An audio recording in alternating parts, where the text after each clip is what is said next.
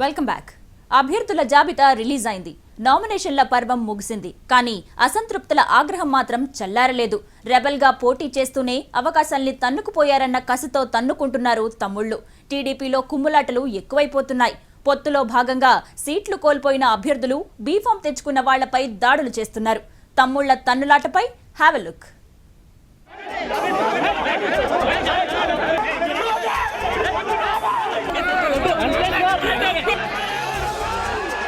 Last minute వరకు tension అయినా సరే టికెట్ వస్తుందని ఓ మూల చిన్న ఆశ. ఏళ్లుగా జెండా మోసిన విశ్వాసం టికెట్ వస్తుందన్న ఆశల్ని మరింత పెంచింది. దానికి తోడు అధినేత ఇచ్చిన భరోసా మరింత కాన్ఫిడెన్స్ నిచ్చింది. కానీ తీరా లిస్టు రిలీజ్ అయ్యాక గానీ తెలియదు అసలు మ్యాటర్ ఏంటో.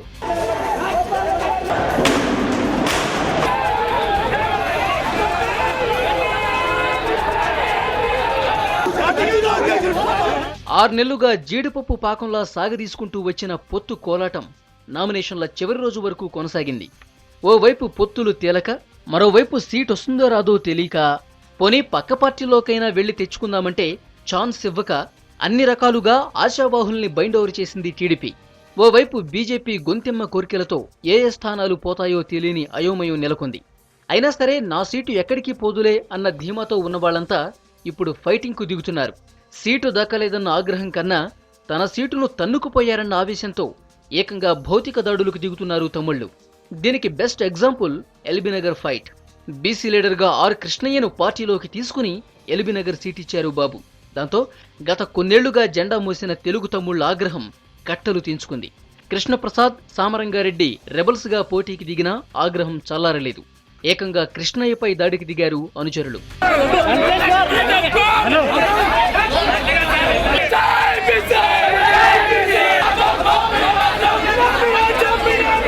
నామినేషన్ల పర్వం ముగిసిందో లేదో ఇటు ఖమ్మంలో నామా నాగేశ్వరరావుపై కార్యకర్తల ఆగ్రహం పెల్లుబికింది. కొత్తగూడెం టికెట్ విషయంలో తమ్ముళ్లు ఘర్షణకు దిగారు.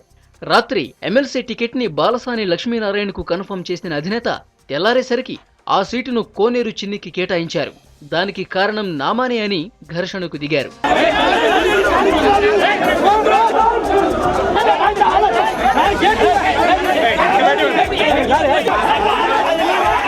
అటు నల్గొండలోనూ ఇలాంటి సీనే కనిపించింది. నల్గొండ అసెంబ్లీ టికెట్ను బీజేపీకి కేటాయించడంతో రెచ్చిపోయిన తమ్ముళ్లు పార్టీ ఆఫీసులో విధ్వంసం సృష్టించారు. ఈ సీటును ఆశించిన కంచర్ల భూపాల్ రెడ్డికి బీఫామ్ ఇచ్చి తిరిగి తీసుకోవడంతో తమ్ముళ్లు రెచ్చిపోయారు.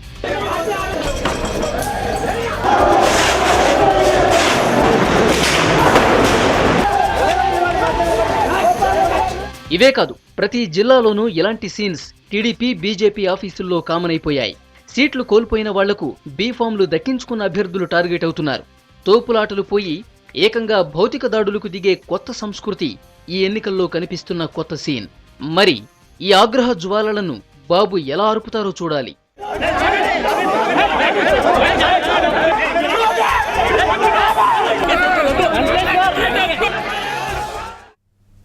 రాజకీయ చైతన్యానికి పేరెన్నికగన్న జిల్లా ఖమ్మం.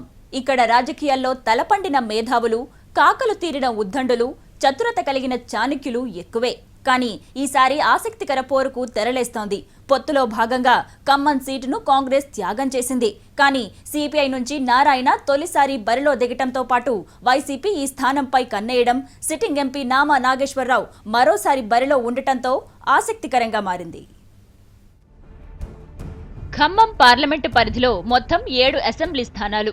ఖమ్మం జిల్లాలోని 10 సెగ్మెంట్లలో పినపాక, ఇల్లందు, భద్రాచలం తప్ప మిగిలిన 7 నియోజకవర్గాలు ఖమ్మం పార్లమెంటు పరిధిలోనే ఉన్నాయి. కాంగ్రెస్, టీడీపీతో పాటు సిపిఐ, సిపిఎం కూడా బలంగానే ఉన్నాయి. వాటితో పాటు ఈసారి వైసీపీ సత్తా చాటేందుకు సిద్ధమైంది. గత ఎన్నికల్లో 3 కాంగ్రెస్, 3 టీడీపీ, మరో స్థానాన్ని సిపిఐ గెలుచుకున్నాయి. కానీ ఈసారి వైసీపీ ఎంట్రీతో ఫలితాలు తారుమారయ్యే అవకాశం ఉందని అంటున్నారు.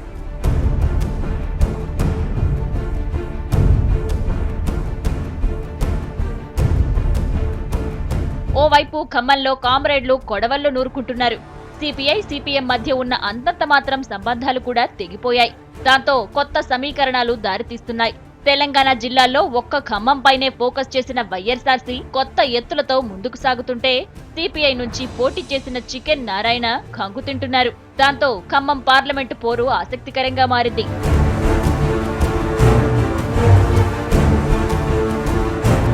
ఖమ్మం పార్లమెంట్ తెలంగాణ క్రెడిట్ కొట్టేసిన పార్టీలతో పాటు సీమాంధ్ర పార్టీలు కన్నేసిన ఒకే ఒక్క స్థానం. దాంతో అందరి చూపు ఖమ్మం పార్లమెంట్ వైపు షిఫ్ట్ అయింది. టీడీపీ నుంచి sitting MP Nama Nageswara Rao, CPI నుంచి నారాయణ, వైసీపీ నుంచి పొంగులేటి శ్రీనివాసరెడ్డి బరిలో ఉన్నారు. కాంగ్రెస్ సిపిఐ మద్దతుతో నారాయణ బరిలో ఉంటే, సిపిఎం మద్దతుతో వైసీపీ అభ్యర్థి పొంగులేటి శ్రీనివాసరెడ్డి కాలు దువ్వుతున్నారు. మరోవైపు నామా నాగేశ్వరరావు గెలుపుపై ధీమాగా ఉన్నారు. పార్లమెంట్ సభ్యునిగా శ్రీ నామనాథరావు గెలిచిన దగ్గర నుంచి ఖమ్మం జిల్లా ప్రజలందరికీ అభివృద్ధి కార్యక్రమాల్లో చాలా ముందుకు తీసుకుపోయారని చెప్పి ఈ సందర్భంగా గ్రామాల్లో చెప్పుకోవడం జరుగుతుంది. అట్లాగే గతంలో నామనాథరావు కన్నా ముందు రేణుకా చౌదరి గారు చేసినా కానీ ఇంత అభివృద్ధి సాధ్యం కాలేదు. కాంగ్రెస్ గవర్నమెంట్లో చేయలేనటువంటి పనులు కూడా మన ఎంపీ అయిన తర్వాత నామనాథరావు గారు చేశారు. ప్రతి గ్రామం నుంచి ఆయనగా మళ్ళీ ఎంపీ కావాలని 5 సంవత్సరాల అభివృద్ధి కూడా బాగా జరిగింది. ఎంపీ గారు నామనాగేశ్వరరావు గారి వల్ల ఎక్కువ మెజార్టీతో గెలిపించాలని, మళ్ళీ ఎంపీగా ఆయనే రావాలని మేమందరం కోరుకుంటున్నాం. పంచాయతీ ఎన్నికల్లో మెజారిటీ స్థానాలను వైసీపీ గెలుచుకుంది. తెలంగాణ జిల్లాల్లో ఒక్క ఖమ్మంపైనే ఆ పార్టీ ఆశలు పెట్టుకుంది. సిపిఎంతో పొత్తు ఆ పార్టీకి బూస్ట్ ఇచ్చినట్లయింది. సిపిఐ అభ్యర్థి నారాయణకు ఎట్టి పరిస్థితుల్లోనూ మద్దతిచ్చేది లేదని సిపిఎం స్పష్టం చేసింది. పాలేరు, మధిర, భద్రాచలం అసెంబ్లీ స్థానాల్లో సిపిఎంకు వైసీపీ మద్దతిచ్చేలా, మిగిలిన స్థానాల్లో వైసీపీకి సిపిఎం మద్దతిచ్చేలా ఒప్పందం కుదుర్చుకున్నాయి 2 పార్టీలు. దాంతో ఈ కూటమికి ఛాన్సెస్ ఎక్కువ ఉన్నాయన్న విశ్లేషణలున్నాయి. ఈ కొత్తగా రాష్ట్రం ఏర్పడిన తర్వాత ఇక్కడ ఉన్నటువంటి స్థానిక అభ్యర్థులు ఎవరైతే స్థానికంగా ఉన్నటువంటి వాళ్ళకు కూడా ఇప్పుడు ప్రధాన రాజకీయ పార్టీలు చూసుకొని ఆ స్థానికంగా ఉండేటువంటి నేతలకి అవకాశం కల్పిస్తే వాళ్ళు రాబోయే రోజుల్లో ఇక్కడ అభివృద్ధికి కృషి చేస్తారని చెప్పేసి మేము అనుకుంటా ఉన్నాం. మరోవైపు నామా నాగేశ్వర్ గత ఎన్నికల్లో గెలిచి కాస్త అభివృద్ధిపై దృష్టి పెట్టినా యాంటీ సెంటిమెంట్ ఆయనకు మైనస్ గా మారే అవకాశం ఉందని అంటున్నారు. పైగా నారాయణ, శ్రీనివాసరెడ్డి నుంచి ఆయనకు గట్టి పోటీ తప్పదని అంటున్నారు. కొత్తగూడెం టికెట్ విషయంలో నామాపై వ్యతిరేక వర్గం కారాలు మిరియాలు నూరుతోంది. ఏకంగా దాడులకు తెగపట్టం ఆయన గెలుపుపై ప్రభావం చూపే అవకాశం ఉంది. మరోవైపు తుమ్మల నాగేశ్వరరావుతో నామాకు పొసగకపోవడం మిగతా అభ్యర్థులకు కలిసొచ్చే అవకాశం ఉంది. తప్పకుండా కూడా మళ్ళొకసారి నన్ను అన్ని విధాలు కూడా ఖమ్మం జిల్లా ప్రజలు మనస్ఫూర్తిగా ఏ విధంగానైతే పోయినసారి ఆశీర్వదించారో అదేవిధంగా ఈసారి కూడా మనస్ఫూర్తిగా ఆశీర్వదిస్తారని నాకు పూర్తి నమ్మకం ఉంది. ఏదైతేనేం సెటిలర్ సెగ్మెంట్ గా ముద్రపడ్డ ఖమ్మం మరోసారి హాట్ టాపిక్ అయింది. 3 బలమైన అభ్యర్థుల పోరుతో ఆసక్తికరంగా మారింది. మరి ఓటర్లు ఎవరికి పట్టం కడతారో చూడాలి. సంగీతానికి రాళ్లనైనా కరిగించే శక్తి ఉందంటారు. అదే సంగీతం ఇప్పుడు ఓట్లను కూడా రాలుస్తుందంటే నమ్ముతారా? కేవలం మ్యూజిక్ కు అట్రాక్ట్ అయ్యి ఓటేసే జనాలున్నారంటే నమ్ముతారా? నమ్మి తీరాల్సిందే.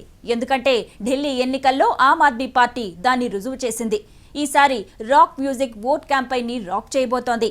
అన్ని పార్టీలు మ్యూజిక్ బాట పడుతుండడమే ఇందుకు కారణం.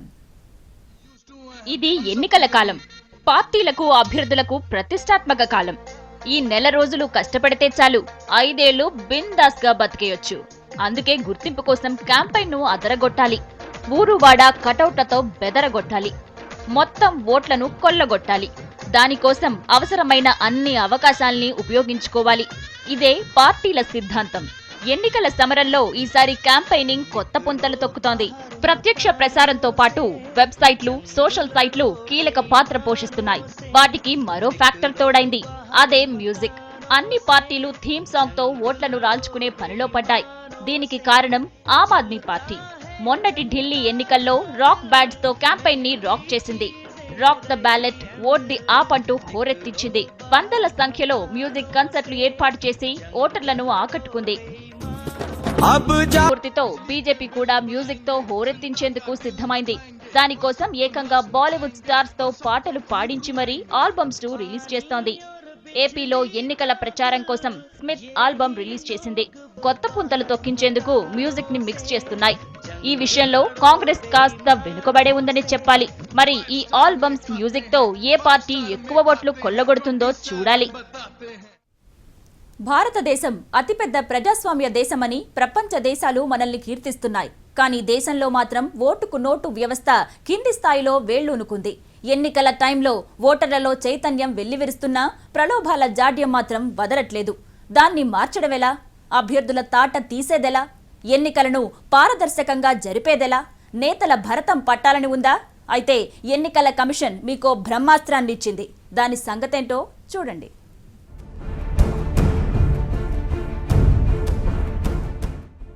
ఓటుకో నోటు, లిక్కర్ క్వార్టర్, తాళిబొట్లు, పట్టు చీరలు, మిక్సీలు, గ్రైండర్లు, కుంకుమ భరిణెలు. ఏంటివన్నీ అనుకుంటున్నారా?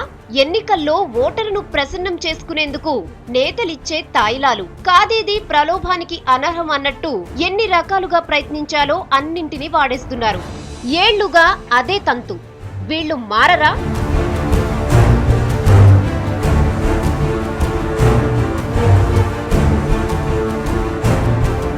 ఓటేసి 5 ఏళ్లు చేతులు ముడుచుకుని కూర్చునే కన్నా ఇలాంటి నేతలపై తిరగబడితే పోలా? డబ్బు తీసుకుని 1825 రోజులు మౌనంగా ఉండే బదులు ఒక్కసారి ఇలాంటి నేతల్ని బుక్ చేస్తే సరిపోదు? ఎన్నికల నుంచి బహిష్కరిస్తే సరిపోదు? ప్రతి సెగ్మెంట్లో, ప్రతి ఊరిలో, ప్రతి వీధిలో నేతల జిమ్మిక్కులెన్నో కనిపిస్తాయి. ఒక్క క్లిక్ తో యాక్షన్ లోకి దిగిపోయే అద్భుతమైన అవకాశాన్ని కల్పిస్తోంది ఈసీ.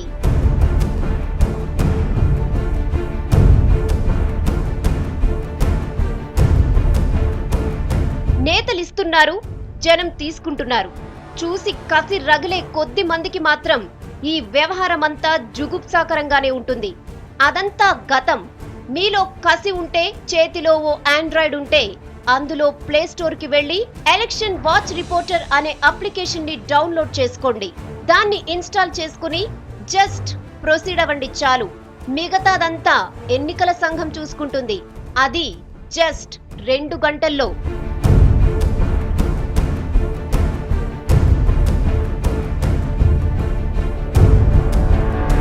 ఇస్తున్నారు, తీసుకుంటున్నారు. మధ్యలో మాకెందుకొచ్చిన గొడవ అనుకోకండి. ఎందుకంటే ఈసీకి మీ డీటెయిల్స్ తో పనిలేదు. మీరెవరో మీరు సాక్ష్యం ఇవ్వాల్సిన అవసరం కూడా లేదు. తాయిలాలిస్తున్న ఫోటోల్ని అప్లోడ్ చేస్తే చాలు. మిగతాదంతా ఈసీ చూసుకుంటుంది. ఎందుకో తెలుసా? ఈడబ్ల్యూఆర్ లో జీపీఆర్ఎస్ కనెక్షన్ ఉంటుంది.